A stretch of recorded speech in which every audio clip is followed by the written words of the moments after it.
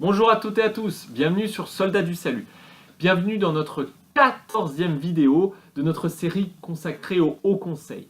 Et dans cette vidéo, nous allons voir comment est constitué le questionnaire auquel est soumis chacun des candidats. Alors pour ce faire, il y a un comité du questionnaire composé de 7 membres qui sont élus parmi les membres du Haut Conseil.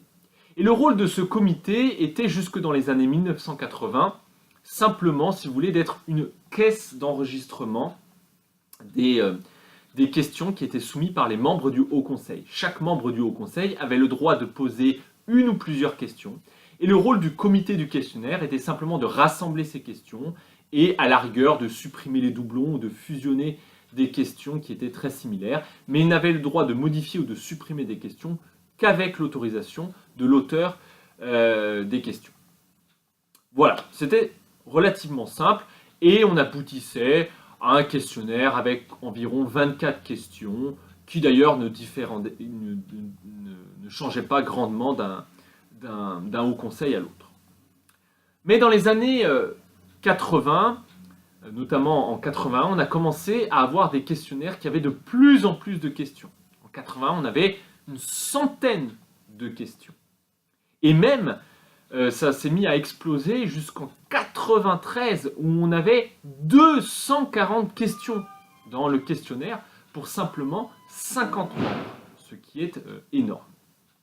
Alors, lors de ce Haut Conseil de 93, quand on a vu qu'il y avait 240 questions, on a demandé à chaque membre de se restreindre à une seule question, la plus importante à leurs yeux. Et on a abouti à un questionnaire d'environ 40 questions. Mais on a bien vu qu'il y avait un problème. Et en 1994, on a décidé de modifier les choses et de donner beaucoup plus de pouvoir au comité du questionnaire. Et voilà comment les choses fonctionnent à partir de 1994, d'ailleurs jusqu'à aujourd'hui.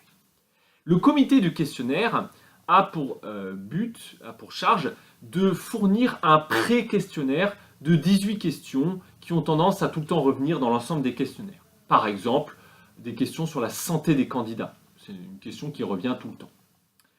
Bien, ensuite, ce pré-questionnaire est fourni à l'ensemble des membres du Haut Conseil et chaque membre a le droit de poser une question et une seule question, de proposer une question.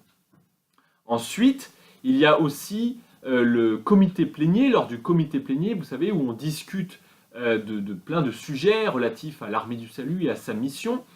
Eh bien, lors de ce comité plénier, on peut aussi décider collégialement de poser une ou plusieurs questions sur des sujets qui ont été traités lors de ce comité plénier.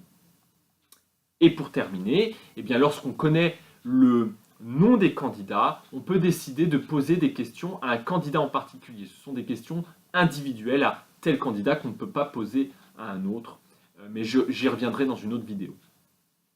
Une fois qu'on a l'ensemble de ces questions, le comité de questionnaire forme un questionnaire final d'une quarantaine de questions qu'il soumet au Haut Conseil, et le Haut Conseil passe en revue, modifie s'il le faut et vote le questionnaire final. Mais au fond, quel type de questions il y a dans ce questionnaire du général? Eh bien évidemment, ça dépend beaucoup des problématiques auxquelles fait face l'armée du salut, en interne ou en externe. Dans les premiers Hauts Conseils, les problématiques étaient, et donc les questions, étaient beaucoup d'ordre constitutionnel, liées donc à la Constitution, étaient liées au positionnement doctrinal des candidats, à l'égalité homme-femme dans l'armée du salut par rapport aux opportunités de carrière, qui était un sujet beaucoup plus brûlant qu'aujourd'hui, contrairement à ce qu'on croit, et à l'internationalisme, puisque c'était une époque où les nationalismes étaient exacerbés, et donc il fallait absolument mettre en avant l'internationalisme de l'armée du salut qui dépassait les nationalismes. Dans les années 70 et 80, d'autres sujets ont émergé. Il y avait d'une part les questions d'expansion de l'armée du salut dans le monde, il y avait les questions de finances, Et puis, il y avait aussi des questions de relations aux autres églises, de relations de l'Armée du Salut par rapport au COE, au Comité œcuménique des églises, la relation de l'Armée du Salut par rapport à l'explosion des mouvements charismatiques, et également la relation, enfin, la position des candidats par rapport au fléau qui était le sida et qui venait d'émerger à l'époque. Au tournant des années 2000, du XXe siècle et XXIe siècle, eh bien, deux sujets ont commencé à émerger, des sujets très sensibles qui ont commencé à devenir très sensibles. La question de l'homosexualité et la question de la non-pratique des sacrements et de la position de l'Armée du Salut par rapport aux sacrements. Aujourd'hui, en gros, le type de questions qui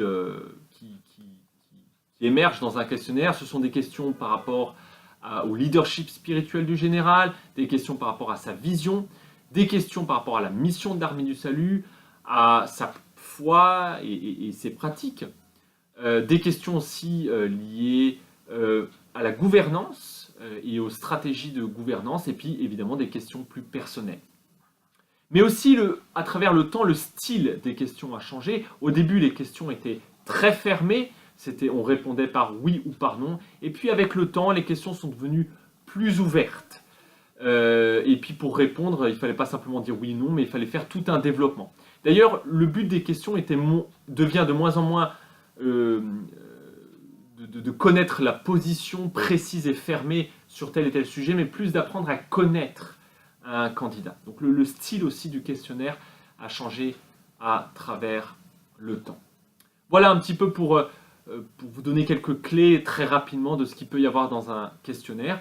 Dans la prochaine vidéo, nous allons voir maintenant plus précisément comment se passe le questionnaire en tant que tel. D'ici là, restez sans FE.